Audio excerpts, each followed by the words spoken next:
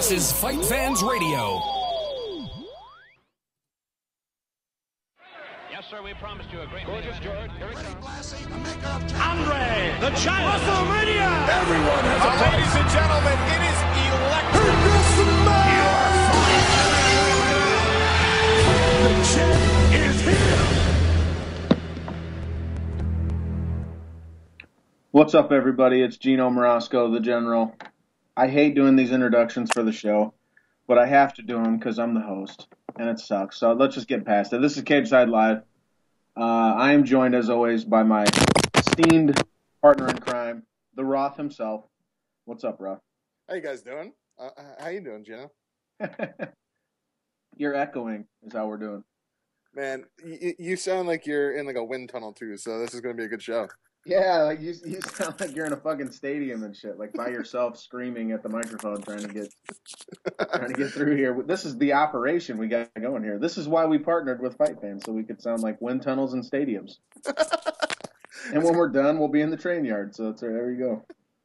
Just waking up in training yards, man. That's right. So how's it going, man? How's your week been since we last spoke? My week has been pretty good, man. I'm kind of pissed because while you were watching, I believe you were watching the Bears and losing your mind watching the Bears, you made me, like, I watched TNA, and I'm going to say that even though you were so mad watching the Bears saying that they're only going to win, like, 2 of their next 8 games. Yes. You didn't have as shitty a time as I did watching TNA. You're going to argue that because that's how bad TNA is? Because that's how bad TNA is. I'm going to say that you had a better night. And because you didn't have to watch TNA. I don't know. I pissed my woman off because I threw the cable remote, which she doesn't care about because I pay for all the cable stuff. So if that gets broken, it's whatever. But then we have a separate remote for the TV, and that belongs to her, and I threw that.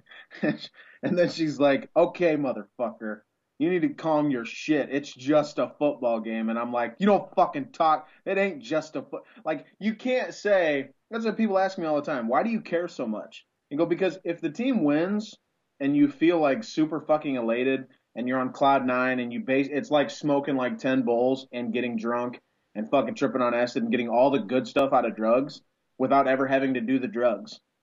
Right. If it feels that good, then it's going to feel the opposite when it's bad, which is just fucking horrible, which is how I get on, Twitter and fucking going insane and breaking shit in my house. I'm going to be honest, man. That was probably my favorite Gino time to date. Like, because it was a full game of Gino time. And it was terrible. And then, like, what made it better is that, like, you know how everybody starts, like, these fake athlete Twitter accounts? Oh, yeah. Concussed fake Jay Cutler. It was the funniest Twitter account that day. It's not Jay Cutler, yeah, and Cutler got a concussion. For those of you who didn't watch, I'm sure you don't care, but we're talking about it anyway. But fucking Jay Cutler gets a concussion in the second quarter, and he was on Twitter, and then I guess he deleted it. I don't know where he went, but he even followed this account. There's an account called Not Jay Cutler, and after the concussion, he just started tweeting insane shit that made no fucking sense at all. And it was fucking brilliant. And it was the only thing that I actually followed the account. It was the only thing that made me feel better during that fucking piece of shit game that I suffered. 20.9 million viewers for that game, which is shocking because it was one of the shittiest games I've ever watched in my life. 6 points, man. Yeah, 6 points. I'm going to be honest. I wish instead of this being Cageside Live, this was a sports talk radio show because I wanted to hear, like, you speak basically like Chad Dukes that like when he had his meltdown 2 years ago. Yeah. Like that's what your Twitter was like, and it was the most amazing thing in the world because you were having your own Chad Dukes moment. Dude, I was saying something on Twitter. I think it'd be a good idea, man, to get I said something about Fagan. I said if me and Fagan got on, because he's like the level-headed, cold statistics and very logical and very, cool-headed about shit, whereas I'm like the total opposite. I'm just fucking full of emotion and fire and fucking fury and brimstone and all that shit because I want blood. At that point, I want blood. I'm just like ready for Lovie Smith to get run over by a bus. And I said, if I would love to have something like a podcast immediately after a Bear game just so I could get the emotion out. Like, cause I'm at home, like I said, I'm throwing fucking remotes. But if I knew there was a podcast coming up, I'd be like, oh, I'm gonna fucking go off on this shit. And it really just would have been me screaming 6 points over and over and over again, I guess. That's all it would have been. That's all it would have been, and it would have been amazing. 6 fucking points. Like, the Patriots could fart and score 6 points. Like, 4 quarters. I don't care if it is your backup quarterback. You can't score 6 fucking points and expect that to be okay. How do they do that? Man, and then people are like, you got to be level-headed and shit, and you got to fucking realize that it's not just, they average 29 a game. That's bullshit. No, they don't. The offense, which isn't field goals and isn't defensive touchdowns or special teams touchdowns, the offense averages about 14 points a game, not 29. When you add in all the other bullshit, and this is running it up against the fucking Jaguars, 41 points, beating the Titans 51 to fucking 20, 41 against the Colts, okay. And then you score 10 against Green Bay, you score 6 against Houston, and you take away special teams, field goals, and all that shit, you actually only got 6. 6 points against Green Bay and Houston. Those are the teams you play in the playoffs. That's so bad. The Bears are a good team. Everybody's trying to tell me their defense is so great and this and that. Who cares? Your defense can be all you want it to be. 6 points. You can't fucking win that way, dude. You just can't. It's the worst thing ever. Anyway.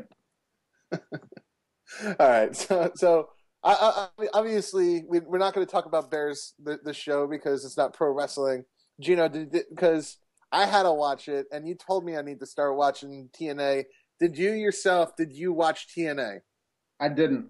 I didn't watch any of Turning Point at all. You're an asshole. I am an asshole. I read, that's why we have Nolan, And Buckeye is asking if we're going to talk about the upcoming Survivor Series draft. Dude, that's basically all we're going to talk about. But we're going to get past TNA here. No, I didn't watch really any of it. I just read Nolan's live blog. It sounded like shit. Well, I heard actually that I've been meaning to watch Hardy and Aries. I heard they had a really good ladder match. But everything else was basically shit. Yeah, there were crazy bumps in that ladder match. The one thing which I want to know, maybe your opinion on it, that they had Devon lost to Kurt Angle. Mm-hmm. Does that kill the heat of the of Aces and Eights? Well, I'm wondering how it came across watching it because I heard Angle submitted him, and I don't understand why you have a group like the NWO never lost. Never. They won for 2 straight years. Yeah, like that's the point. Like the problem with pro wrestling, and like WWE has this problem. It's why WWE never has truly successful heel stables, is because you have to put them over. Like they have to win, and it just goes against everything pro wrestling is to have your baby faces lose all the time. Because you don't do business using heels, you do business with baby faces. People don't buy merchandise for people they don't like. Right. So that makes sense. But in order to build the baby faces up, and what made Sting such a fucking smashing success all throughout 1997 was that the NWO beat the shit out of WCW all throughout 1996 and all throughout 1997 until Sting showed up and actually did a few good things. That's what made him so good, is that he was the one who was clearing house. So I don't get how you can make Devon your main guy, or at least the biggest guy you've got so far, other than Festus's dumbass, and you beat him at a meaningless pay-per-view that's going to do 6,000 pay-per-view buys. I don't understand that at all, especially submitting him, like the worst way to lose. That doesn't make sense to me. I mean, Devon was moving really poorly on his knee, like the entire match. So that might have been like an audible, but there still had to be an easier way to have Devon win. Have him win, and build this stable. That is the most TNA move that TNA could have done. Yeah, and Doc won. Doc did win. Beat Joseph Park. That shit was horrendous. Yeah. Keith says we have Nolan, so Gino doesn't have to watch crappy wrestling. Lucky guy. Yeah. And he says Sting was the only guy who was cooler than the NWO, which is true, I guess, because WCW had a really hard time figuring out how to make anyone kind of up to their level, I guess, because the NWO did such a good job of just being so much cooler than because who did WCW have at that time? A bunch of donkeys, man. Like Luger? I guess they had Savage and the Giant. They just started recruiting them. for the Yeah. NWO. But I mean, like, back then, like, DDP wasn't as big as he was towards the end. That's part of why he started getting big, was because he wasn't in the NWO. And that Yeah, was that. Think of how big a group that is, that if just by virtue of not being in it, you get better. he was a huge star. Huge star. Yeah. Like, DDP was actually pretty big at one point. Like, DDP, like, he started as a manager. Yeah. God. And he was like in his 40s. Joey's asking who Doc is anyway. Is it Luke Gallows? Yes, it's Luke Gallows. It's the former Luke Gallows, who used to be Festus. You probably recognize him from when he was with CM Punk in the Straight Edge Society. And he closed out the segment with by yelling from the ring at Kurt Angle, "You're dead! You're dead! You're dead! You're dead!" Like 100 times. Like, it was so bad. So bad. You know what I do like? I like the gimmick they have where they throw a dart at a wall. Yeah. And it lands on a TNA guy and they just beat the shit out of it. Like, that's kind of cool. Like, that's the kind of shit like NWO would have done. And of course, I know we're comparing them to the NWO, but first of all, I was a huge NWO mark. Second of all, it's the standard at this point that you should hope to be if you're going to run an angle like this, some sort of invasion angle. And I think that's cool. And they never show it, which kind of sucks. But I mean, and I think I believe they used it to write Eric Young off out of the promotion. I don't think he's coming back. You don't think so? Yeah, no, probably not. Well, they don't fucking use him, right? They don't want to pay him any money because he doesn't really draw any money. But that's the thing with TNA is nobody really draws anything. You can't, like, how do you tell who moves the needle when the needle never really moves, no matter who's there? I mean, it's Jeff Hardy. It's Jeff Hardy only. Yeah, pretty much. He's pretty much the only one, which is why he's got the title. And if we're to believe Jeff, TNA's basically built the entire promotion around him. He's getting all the promo stuff. Final Resolution's coming up, and the promo basically centers completely around Hardy, and he's coming up on a big decision or some crazy, almost like they're acknowledging that his contract comes up at the end of January. But he gave an interview and said, "I've basically made my decision. My music's going to be a big part of that, and I have this idea for a character, Will-O the Wisp, and it's going to be a masked character." And I can't wait to use it. Now, that made me think immediately, Genesis is the January pay-per-view that TNA runs. It's called Genesis. And obviously, we all know what Genesis is. So, Final Resolution would be a perfect time to have him drop the title and then leave, just go away for a little bit, come back at Genesis with this new character and, shock the world, maybe win the title back, whatever, I don't know. But, WWE is not going to let him have his own music. They're not going to be nearly as they're not going to give him as much creative freedom, which is why he's going to stick with TNA. Even if he's not good. He's probably making decent money, but he could make a lot more in WWE. Yeah. And that would kill TNA if WWE did get Jeff Hardy.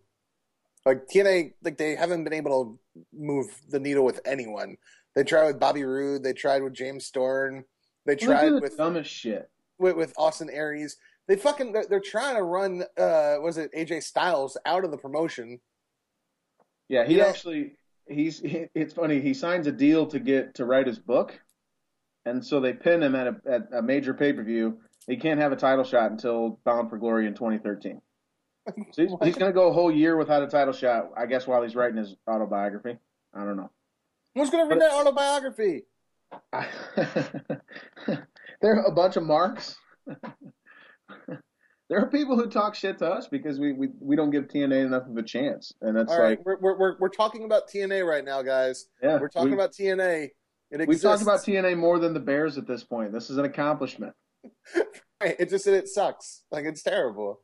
Yeah, and spoilers. Spoiler alert. Spoiler alert. Spoiler alert. I'll say it again. Spoiler alert. If you don't want to hear this, take a second to go away.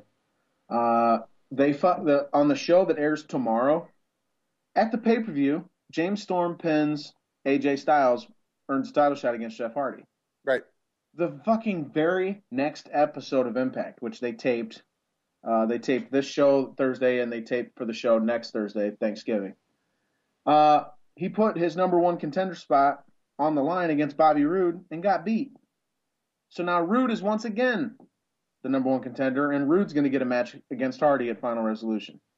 I don't fucking get it.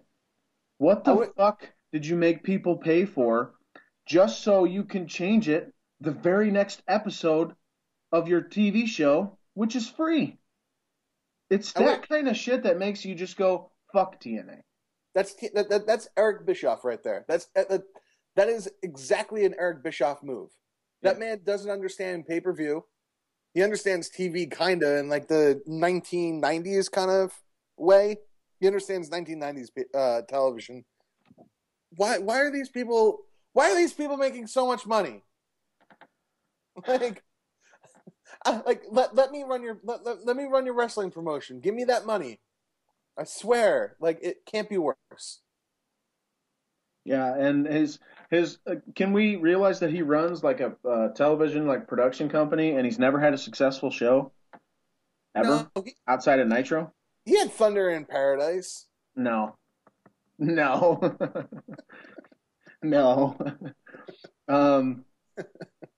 Jolie says WWE has a problem in that every match on pay-per-views we've seen on free TV already. That's true in a sense, but the idea is you don't tease something for the pay-per-view and then create a stipulation that you're just going to shit on the very next episode after the pay-per-view, right? So it'd be like, I mean, WWE's done that kind of thing.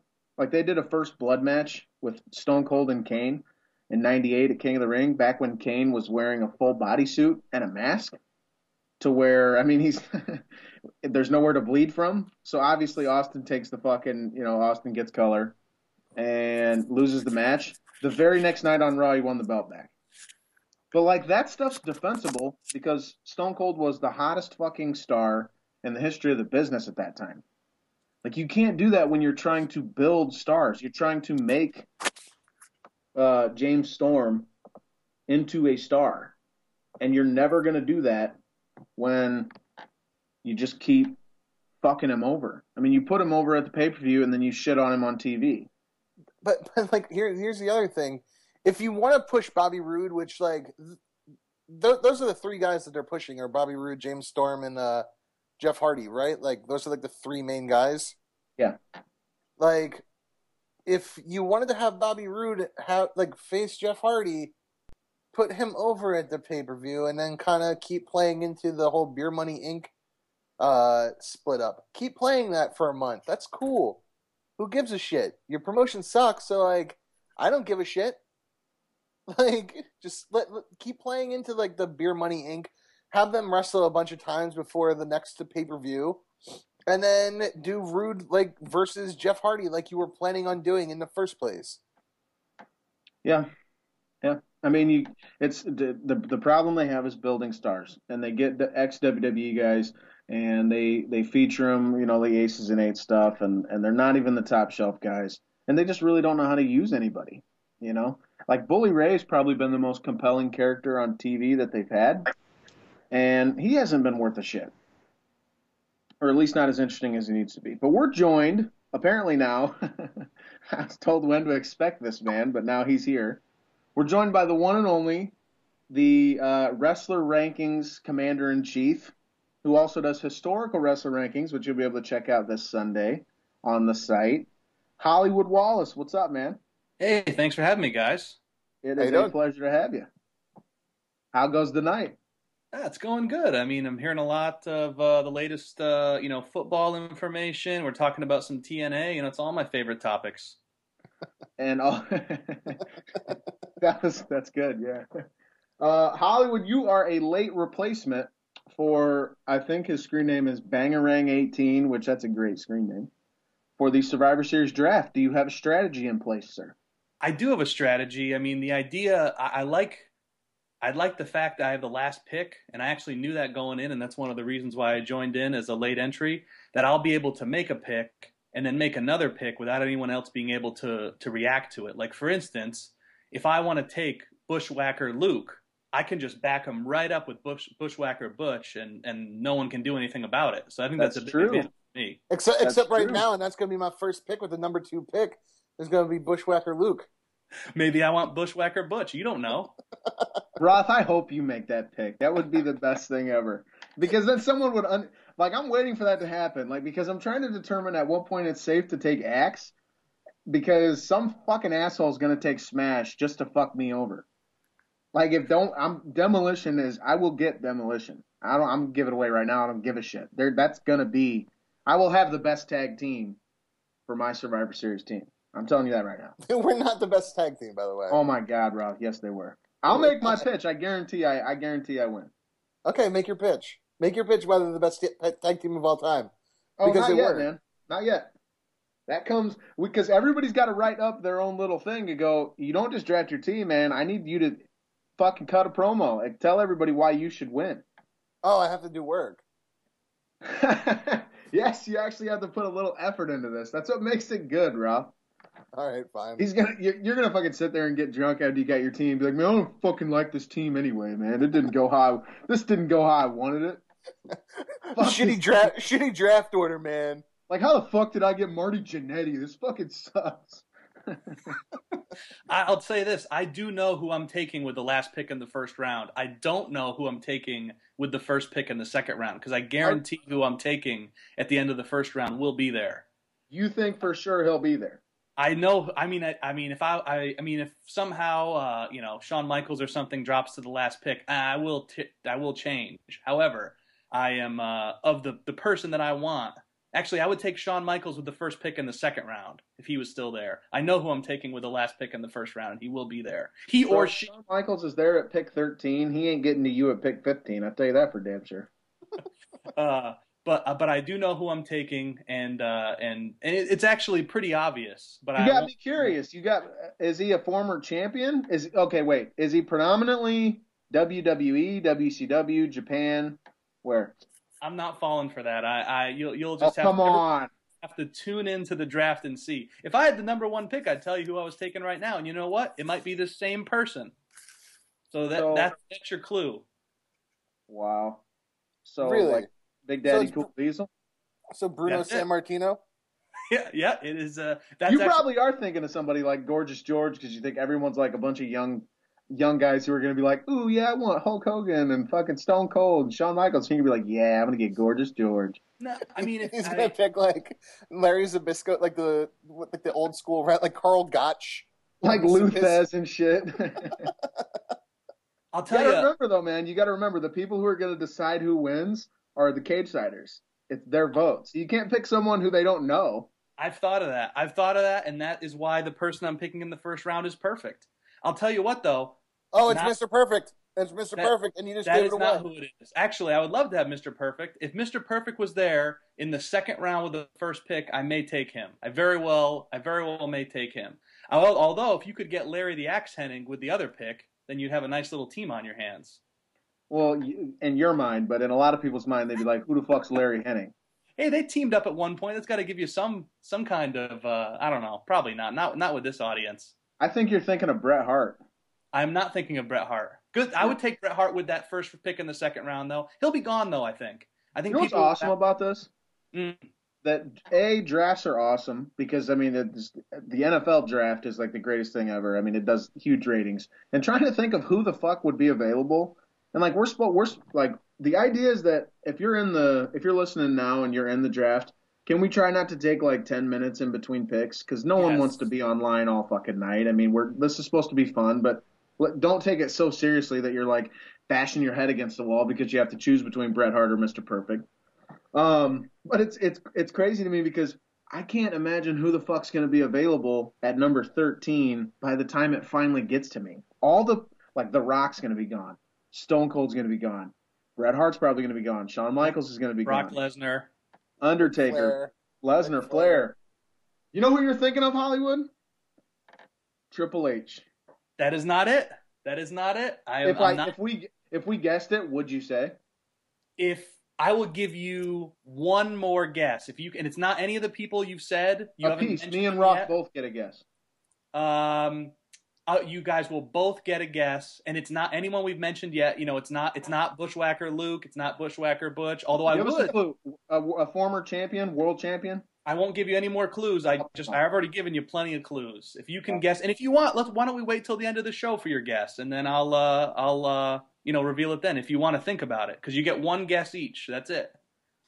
I think your strategy is that people are going to go for all those huge names. So the guy that you're picking is a guy who's got a big name, but he's not like huge, but people will love him. So but Daniel Bryan. No. Oh, you waited. You Nope. hesitated. I think I I'm swear to close. God, it's not. I'm telling you, I'm a man who enjoys precision. We all know that, and I would tell you the truth. I'm all about the truth and what's real. We all know that. Roth. Oh, Nailed him to the fucking wall. precision. I was thinking that had to do, precision. He's trying to fucking give us clues. What is it? The truth. Not our truth. Nope. It's No. not our truth. I know it's not our truth. I'm gonna say that it's probably Eddie Guerrero. No, it's not Eddie Guerrero. Those would be two great members of a team. Actually, I would love to have those guys on my team. That is not who it is, and that's all you'll get from me. We have mentioned about 30 great wrestlers, and some of them that'll be picked before me. If I could get Shawn Michaels and I could get The Rock, I would probably take them. I've had the last pick in the first round. I cannot get either of those guys. I know who I'm taking. We have not said it, and that's it. You'll have to tune in. Everyone will have to tune into the draft to see who I take now. And that's nice hype job. Nice hype job for the draft. I'm gonna put that shit in slot 1 when we get underway. People who aren't even like participating, who just end up on the site, like, what the fuck is this? And be like, yeah, this is what we do at Cageside Seats. It's about People are time. gonna be commenting and getting in the way. And don't jump out of turn, everybody. Like, if you see it's not your turn to pick, like, you'll know when it's your turn. Like, someone will make up their official pick because they'll be the picture. And people who like try to fuck it up, I will ban you. So, and I don't like banning people. I hate banning people. Like, I'm not one of those people who, wields the fucking ban hammer and gets off on it. I certainly don't. I don't want to have to ban anybody. Let's just have fun. You know what I hope people don't do as well as, like, let's just say, hypothetically, this is not the person. We will not talk about my pick anymore. Let's just say I really wanted Yokozuna in the 5th round. He's a giant, could be a good guy on your team, kind of, possibly underrated, famous. And I'm trying to wait out those last few picks. And if someone just starts saying random people when it's not their pick, I think that's not above board. Someone, I bet you'll pick Yokozuna, talking about someone else. Because I'm trying to slide my picks under the radar. What do you guys think? Well, that's not off limits. I mean, that's gamesmanship. So I can just put a list. So I'm just going to put, you can just put a list of guys out there, 4 guys. And I don't have a pick Sure. Okay. What do you think, Ralph? I'm for it, man. I'm for gamesmanship. I'm for shit talk. This is a competition. What is off limits? You can't put fake picks up. You can't. Yeah, no fake pick. If it's not your turn, don't post a picture. Yep. Basically, and obviously offenses will be warned and then banned if need be, and I don't want that. But yeah, outside of that, like you said, if you want to start guessing what people are going to pick, there's nothing wrong with that. Certainly not. All right. So when I start saying Yokozuna, when your pick's coming up, which I'm not picking Yokozuna, man. He's the greatest sumo wrestler in Japanese history. That's why he made it to the WWF. He's a great athlete. But and another thing that's cool is there's so much to consider, and you have to try to understand what other people are going to consider. And the greatest matches tournament is like a very good indicator of what people like and what they don't like on Cageside Seats. And so that's a very, I don't know, man. I got a couple things in mind. What's going to suck is when people go off and because I got an idea who I want at 13 that might be there, but if he's gone, I'm going to get lost really fucking fast. Well, there's also going to be the gamesmanship. Okay, you grab Undertaker with your pick. Let's just say hypothetically. Does someone try to grab Paul Bearer from you? That'd be a nice combination to have on your team. Maybe that's he'd be a fine manager in the wild card slot in his own right, but he might be extra valuable to you. So where do you draw that line and pick Paul Bearer? That's fine. That's fine. I wonder how it's going to be good when somebody reaches and drafts Bobby Heenan in round 2. Because he just fits for everybody. Making it a run on kickers. Yeah, like a fantasy football run. Like some fucking dipshit drafts a defense in the 3rd round. Everyone's like, oh shit, I better get mine. That's going to be awesome. I wonder how much people will let's just say I end up in the later rounds. I get the Mountie and I get the Big Boss Man both. Are people going to hold that against me? They wouldn't get along, or maybe they do get along. They're both upholders of the law. I don't know. What happens if you draft an all divas team? That might be a smart strategy. It's not a bad idea. And put your pictures up, and everyone falls in love with you because you're putting up all these hot pictures and shit of like Stacy Keibler and Mickey James. Like that's a really smart team. Like that's a really smart team. Like Stacy Keibler was my idea for a wild card just because everyone would love her just getting into the ring before the other wrestlers. Right. So, yeah. And maybe I'm throwing that out there to throw everybody off. Maybe someone will draft Keibler now. And maybe I wasn't really thinking of drafting her. That's gamesmanship, Hollywood. Get ready. How about like a Steve Mongo McMichael? That's who I thought you would take. A bear. That's the way you can mix your two loves together. The worst wrestler ever? Yeah, because he was a horseman. He was a horseman. Oh my God. He was really bad. I'll tell you what ruined Starrcade '97 for me. Not whatever else happened. It was the unfortunate unfortunate appearance of Mongo McMichael and then that terrible Larry Zbyszko Eric Bischoff match. That was not good. But when an athlete gets in there with a promoter, I guess that's what happens. That is that is what happens. And we're going to get to Survivor Series in a moment. Survivor Series on Sunday. What did you want to say, Roth? You were going to ask something. No, I was going to say with like the number 2 pick. So I have the second pick in the draft. Do you go? That's a good spot. You got a lot of options, man. Yeah, I have too many options, though. That's the problem. Yeah. I have too many options because, let's say the first pick he goes HBK. How do you decide between Austin, Flair, or Hogan? Right. Well, everyone on Cageside hates Hogan. Yeah, but Jesse Holland loves Hogan, and that guy will rig every single voting. I feel like everyone on Cageside is also a contrarian, so I think they might flip on Hogan at any time and start respecting him, just like he got so far in your tournament there, kind of against what you would have thought people would have voted for.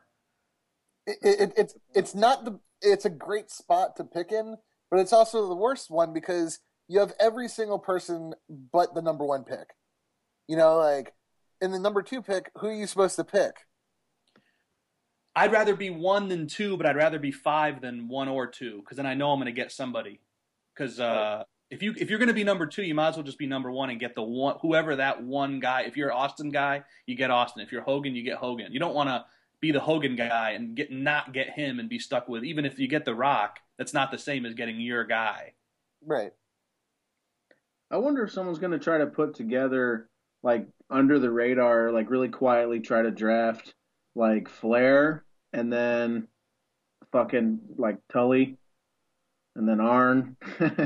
And, like, no one realizes that they're, like, putting together the 4 horsemen, and they end up actually being able to do it. So they have the 4 horsemen, and then one more guy. And then at the end of the day, someone might just get a Mongo or a Luger or a Sting or one of those guys that was in the Horsemen for 2 seconds just to complete the team. Because if I see that happening, I'm not letting Arn. Arn Anderson would be good as an enforcer on your team, independent of the Horsemen. He'd be a great member of your team. What a well-rounded athlete. I wonder if Benoit is going to get drafted. I was thinking the same thing. I'll tell you right now. I want to pick Benoit. I'll say that. I have no problem with that. That's probably the death knell for a team. I don't think anybody'd vote for a team with Benoit. No. Come on, you have to respect what he did in the ring, and he was a master in the ring. Do you have to, though?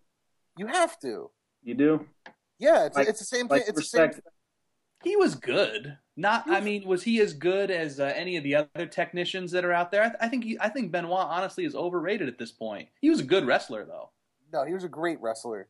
Yeah, he was great. I don't think he was overrated. I think he was pretty fucking good, just on his in-ring. But I guess O.J. Simpson's still one of the best running backs of all time, even though he did what he did.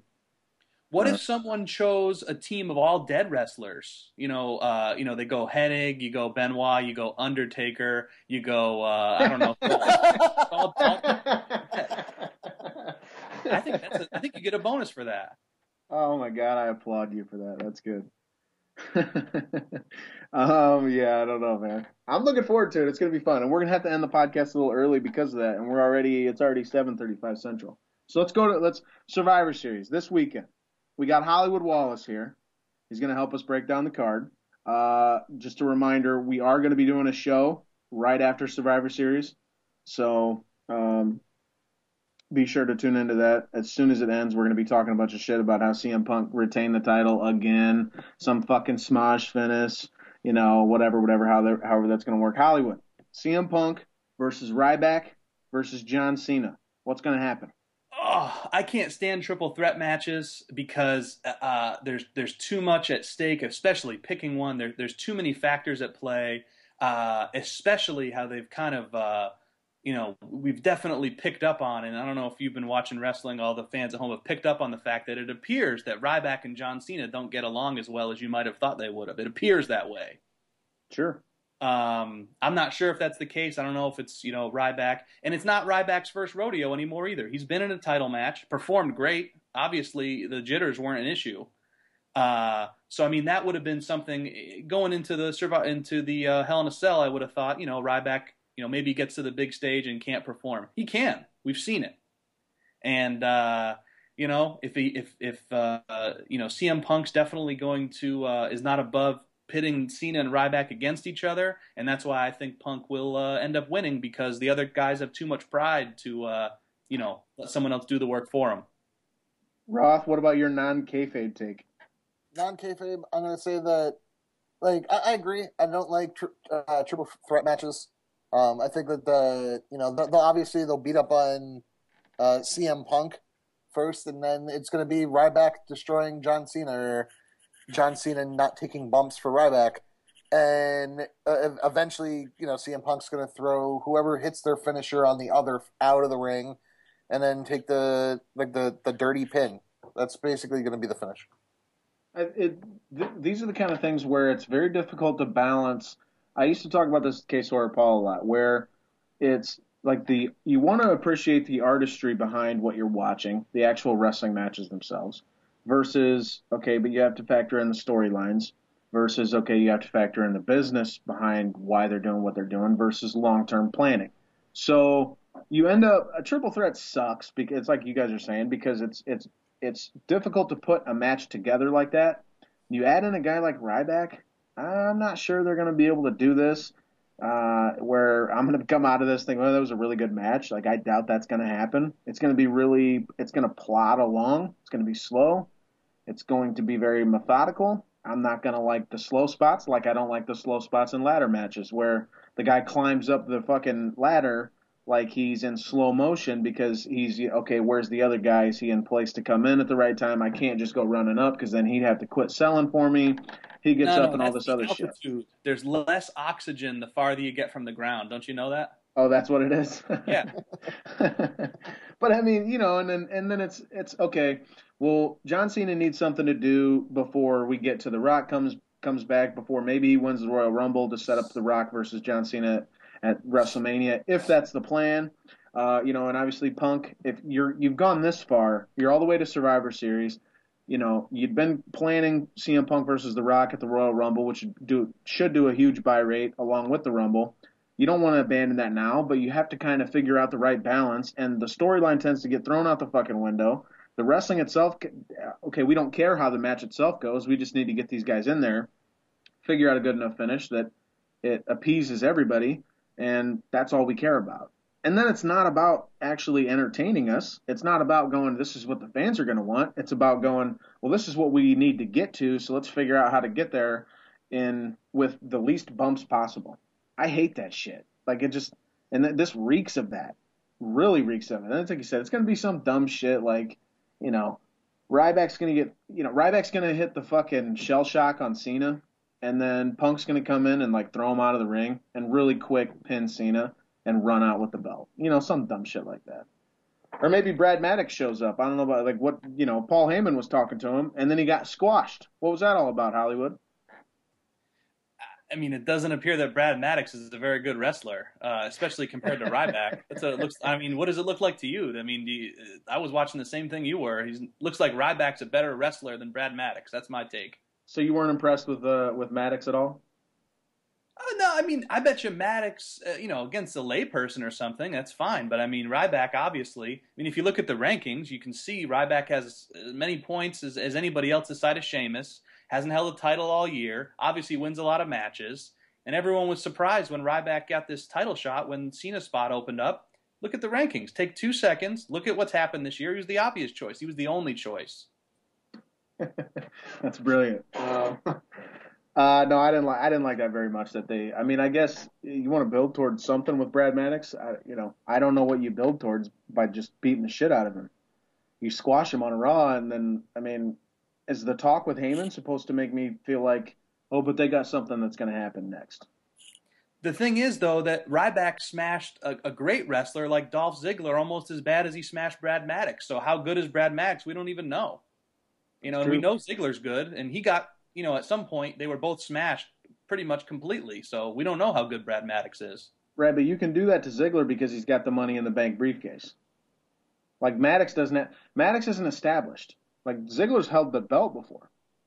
Maddox isn't. If you're trying to establish a guy, and you $1 million contract if you win and all this and that, and you have to like make people want to see him again. This is the exact opposite way you do that. This is like a burial, almost. That's what it felt like, and I don't understand why you do that. People talk to me, and I hear it every day. Hey, Hollywood, is wrestling fake? And I say, well, what do you think? It would have been a lot more interesting if we were writing this story for Brad Maddox to win, because then the story would go somewhere else next week. Now that story's over. It's boring. So obviously, just like, sometimes you don't get the right matchup in the Super Bowl. You get two teams that we don't want to see. They would rather see the two best teams. Guess what? They didn't win. We don't always get what we want. Sometimes we do. Let's say we don't. All right. Makes sense. Next, Big Show versus Sheamus for the World Heavyweight Championship. Roth, do you care about this match at all? I care about it a little bit because of the fact that the Hell in a Cell match between Big Show and Sheamus was awesome. That like the Hell in a Cell pay-per-view match, they weren't in the Hell in a Cell. That match was awesome though, dude. And like they went 20 minutes. Yeah. And they went 20 minutes. So I think that they have it in them to actually have a great match. It's hard to care about the world title, man. Why? Because it's not like the WWF gives a shit. They don't care, dude. Why should I? They care about the spinny belt. Do you disagree, Hollywood? I disagree. I think Big Show gets it. I mean, you want to talk about a guy with experience, obviously size and power. Big Show, Big Show's a salesman too. He knows he's when they mentioned the WWE title to him, he said, I don't even know what you're talking about. This is the only title that matters right here, the big gold belt. And, if he says it, he's the biggest guy in the room. I guess we got to believe him. I think they put on a great match at Hell in a Cell. The only problem is, how do you top that? And a lot of times when someone's going out of their way to try to top something, that's usually when you can't top it. If we had been expecting the match of the night from Sheamus and Big Show, we wouldn't have enjoyed that match as much, in my opinion. Who wins? I think Big Show. I think Big Show because he's bigger. Rob? I'm gonna go Big Show because he's bigger. I was setting up the pay-per-view pick'em game post, which will be back on Friday because obviously we got another event coming up. There's gonna be a bunch of bonus points available, everybody. So get ready for that. But I can't decide, man, because they haven't really built Sheamus up like he's gonna take the title back. But I don't think they trust Big Show to hold the belt going into WrestleMania season. So I think I'm picking Big Show for this pay-per-view. But he won't hold the belt by the Rumble. I guarantee you that. You don't think so? No, I just don't think I don't know what it is, man, that he just doesn't really get over that well because he's a really good performer. He's really good on the mic. He's good when he's in the ring despite his size. He knows all his shit. He's a really good performer after all these years in the business, but just people don't want to pay money to see him. I don't think Ryback's going to be able to win the title this week, and I don't think Sheamus is either. I think at some point in the near future, maybe at the Royal Rumble, maybe at WrestleMania, you're going to see a Ryback-Sheamus feud, because that'd be something that, without having a guy like Brock Lesnar or The Undertaker face Ryback, Sheamus is a big enough name to make it a big deal, and he might be able to get a good match out of him. And obviously they're big guys, and it would be impressive. So I think that's what you'll see at WrestleMania, maybe set up at the Rumble. That'd actually be a good singles match for WrestleMania. Give him something to do. But Sheamus would be in the title picture. I mean, him and Triple H are good buddies, and Triple H likes him a lot, and that's why he's been getting such big pushes and shit. Or at least that's what I read on the dirt sheets. Not if Ziggler decides to cash in his thing at the WrestleMania, because apparently if you declare you're going to hold it till WrestleMania, you can just get a title match at WrestleMania. That's what Daniel Bryan was going to do. That's what John Cena did at Raw 1000. Those are the rules. I actually think that Ziggler might cash it in this week or this at the pay-per-view. I hope they do, man. Like, I want to see Dolph Ziggler at least get some sort of a title run. The stuff that he's doing with AJ on screen is incredible. Like, I want to see that, man. AJ and Dolph? Yeah, like not AJ and Dolph, but like I love what he's doing on screen with like in the whole AJ John Cena thing. And you're digging his character more and more. Hell yeah, man! Like he's killing it right now. He's getting better, yeah. Like I don't like Dolph Ziggler. Have you guys noticed he's kind of a show off? I mean,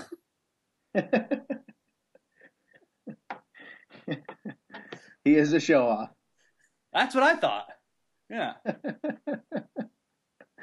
I think you know what I think he's gonna win the title and he's gonna fucking work with Orton at WrestleMania for the World Heavyweight title. And he's gonna lose it there. Again, Orton kickstart Orton's next World Heavyweight title reign. Maybe as a heel, I don't know. Because the Money in the Bank winner, when they win the belt, that tends to, if they do it right, tends to kind of turn guys for whatever reason. So yeah, I could totally see Ziggler versus Orton at WrestleMania 29 for the title. If we're talking about WrestleMania, do you think Team Hell No it will still be intact by that point, or will those guys be bouncing around the singles scene?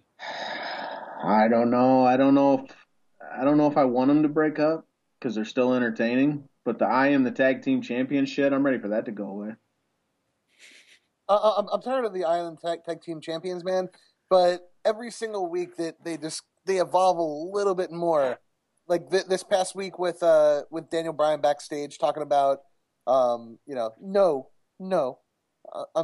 champ. Like I'm your tag team partner. Like that was funny. Like yeah. That I could still find humor in this run. Man. Plus, I just don't know what the fuck else they'll do with him. Like, they got so many big stars coming back, and they got so many other plans that there's going to be a lot of WrestleMania matches that just don't have any real storyline going into them. Well, one day, I think, especially given that they're kind of volatile anger-wise, you'll get a match against each other. That would be a WrestleMania match when the Team Hell No explodes. That could work. And Kane had a really good match with Orton at WrestleMania 28, so it's not, and Daniel Bryan can get a good match out of anybody. Fuck the rest of the Survivor Series card, because there's something I wanted to talk about that happened, and we're running short on time. The fake heart attack and how WWE handled Jerry Lawler's return. I want to get everybody's opinion on this. My take on this was, and I wrote it on the site, is I didn't have a single problem with what CM Punk said, anything Punk said, everything that came out of his mouth from, I'm really glad you got out of the ring when you did, because if you didn't, I would have beat you to death. Again, I thought that was brilliant. That's awesome. Everybody's like shocked, and I think my girlfriend was sitting next to me and was like, "Oh my God, did he really just say that shit?" And I'm like, that's like exactly what they were going for. A heel is supposed to be a dick. A heel is supposed to say shocking, disgraceful, ridiculous shit like that and make you go, God, you're an asshole. Like, why the fuck would you say that? And it's too often that we've heard all the shit that they can say that we never seem to feel that way anymore. So when they had a genuinely shocking situation occur where they go, you know what we really do? You know how you really get you heat? Go out there and talk shit to him. Act like his heart attack was an attention grab and took attention away from you like it was just some stunt that he pulled because he wanted people to pay attention to him when they're paying attention to you and you're the champ. Like, of course, like everyone's going to be like, holy fuck, this guy's an ass. And that's exactly what happened. People who are marks, hardcore fans are like, oh, I'm uncomfortable with that. It's like, what are you uncomfortable about? Like, because someone almost died from the heart attack? Like, you realize, like, someone got punched in the head hard enough that they died. Does that mean you are offended by the WMD finisher? Like, I don't understand that part. But the video where they show the cameraman filming the fucking EMTs and the medical team attending to Lawler backstage when at that point he was dead. That don't fly with me at all. I don't like that shit at all, because that means some motherfucker told a cameraman when they got backstage, keep rolling. That had to happen. Someone had to say those words to the cameraman. Hey, put the fucking camera on Jerry. Don't know if he's going to live or die, but in case he does, we can profit on it later. Keep the cameras going. Film this. And like, what? Are you fucking, like, dude, he's dead. They're working on him right now. Why the fuck would I film this? This is WWE. Like, if this isn't a fucking snuff film, are you an asshole? Are you a complete heartless fuck? Yes, that's what that is. And then to air it on Raw, that bothered me a lot. I didn't mind it all about Punk and Heyman faking the heart attack. I thought it was fucking genius. It was hilarious when Punk, when he got up like he was okay, and Punk's like, give him a break. He just had a heart attack. That was genius. That was awesome. The video didn't like it at all. People like to talk about, the rumor is that Owen Hart footage is somewhere locked in Titan Tower. The fact that we could see that Jerry Lawler footage tells me, yeah, they definitely filmed what was going on in the ring at over the edge in '99, and that's in there somewhere, and that is kind of sick. It's just a very Vince McMahon thing to do, and like you basically summed it up perfectly for like what I was thinking. I thought the CM Punk stuff was awesome. The fake heart attack with Heyman was great. The way that he reacted, like, I saved his life, that was funny. And CM Punk even kept going on Twitter with it. And I thought that was awesome. The thing that I was really bothered by the fact that they did show the heart attack or them working in the back. I think that's completely uncalled for. What saved that entire segment for me was Mick Foley. If Mick Foley didn't come out, then that segment falls completely flat, and it shouldn't have happened in the first place. But thank God for Mick Foley. So wait, you would have had a problem with the segment if not for Foley? No, I had a problem with the segment with them showing showing the stuff in the back. Oh, okay. I think that Foley coming out made it so that you kind of turned a little bit and go, okay, well, Foley's really making it seem like, you're a fucking scumbag for even bringing up the heart attack and everything like that. The Foley stuff, it made it I don't want to say palatable because that makes it seem like I'm excusing it. I'm not excusing it. I think that Foley, he basically reacted the way that everybody else was reacting, but instead of reacting at Vince McMahon, he was reacting at CM Punk. The way that the situation was heating up like that, I was just worried that Foley was going to determine himself as the last member of his own team, and then we'd see someone else die in the ring. And that I was worried about that because he got so fired up. Yeah, Foley was really good, but June brought up a good point when she was like, think of an NFL game. She's like, she didn't have a problem with the footage being shown. She left a comment in the thread. She was actually going to call in tonight, but she's having some problems with her voice. That think of like an NFL game. A guy gets hit, right? And there was a play where a Buffalo Bills special teamer went in for a hit on a kickoff return, and his neck got jammed. He was immediately paralyzed from the neck down. They replayed that many times on national TV. Is that wrong? I don't know. Like, there's a line there. They didn't replay his neck surgery over and over again on network.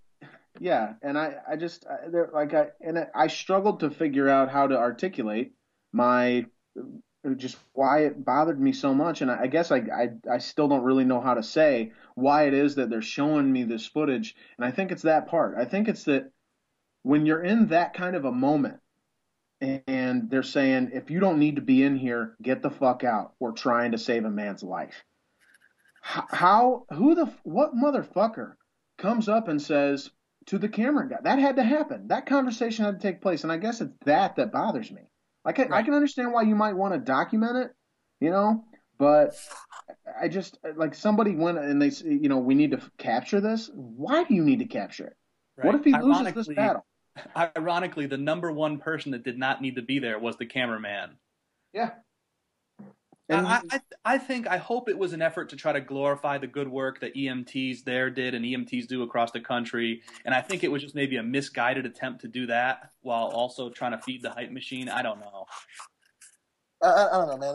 I think that's a super Vince McMahon thing to do. And it really is. Like, this is a guy that has no filter. Vince McMahon, if it happens, then it's totally cool for TV. It doesn't matter if it's a death, a heart attack, somebody having cancer. whatever it is, it's cool for TV because, you know, the guy's way of looking at it is, well, if I got cancer, it'd be totally cool to put it on TV. Like, no, there's some things you don't do, and Vince McMahon doesn't have that filter. Vince McMahon was in the hospital, and he, for some reason, let them film him getting assaulted there, and he could have stopped that. So I guess it's true. What's good for the goose is good for the gander. Yeah, it's crazy. Getting assaulted with a bedpan by one of his own employees. He wouldn't want that on TV, but I guess, you know, we show everything. A forced enema and everything. It's insane. Now that you mention it, that was a pretty embarrassing moment for Vince McMahon. Yeah, a forced enema. So we got like 5 minutes until draft time, and I'm sufficiently excited for this thing, man. I hope you guys are too. This is going to be awesome. So I'm excited to see how it plays out, man. Yeah, Hollywood, you got any last words? I mean, I just hope. I mean, everyone try to, you know, keep the faith of wrestling. I mean, maybe it's not what it used to be, and maybe it's going to be better. I mean, unfortunately, you just got to keep watching, and you know, hope that the chips kind of fall where they may. And I still enjoy it. I agree with other folks, though. I have a hard time on a week-to-week basis, especially with the kind of time commitment they're asking for. You know, you're not just watching Saturday night's main event once a month and then 2 superstars a month or something. You know, it's a lot of time, but you know, I try to hours a week. Yeah, we all do. All right, man. Thanks for calling in. Thanks for having me on, guys. We'll chat with you again sometime. All right. Later. That was Hollywood Wallace, the one, the only, the wrestler ranking aficionado, the head cheese of the wrestler rankings. Roth, you got any final words before we do this draft, man? I'm pretty pumped for it. Who you taking at number 2? Well, I mean, okay, so obviously, like, this doesn't really affect anybody. Like, the only person it can really affect is the person before me. If HBK is on the board, then I'm taking HBK. If he's not, then it's probably going to be Stone Cold. Yeah, I guess that makes sense. I don't know who the fuck's going to be left at 13. This is going to be awful. It's going to get to me. It's one of those things that, like, it sounds so fun, but then, like, once it goes, like, even like NFL or, you know, fantasy football drafts, when you go in and you're, like, feeling really good, and then immediately everything just goes bad because nothing goes the way you want it to. You see somebody that's still on the board and you're 2 picks away, and then someone else grabs him, and then you just can't emotionally climb out of that hole. Oh my God, it's the worst. And then you start reacting to what they pick. So, like, if, you know, Hollywood Wallace picks, or, you know, S1 Rude, who picks right before you in round 2, if, like, he picks somebody, like, do you immediately go into reaction mode and start picking somebody that's more popular or better wrestler, better technician? It's going to be an interesting draft. It's going to be awesome, dude. It's going to be fucking awesome. All right, everybody. Thanks for tuning in. We're going to be back this Sunday night, immediately after Survivor Series at, I guess, 11 p.m. Eastern, maybe a little bit before that since they don't ever have an overrun for the pay-per-views.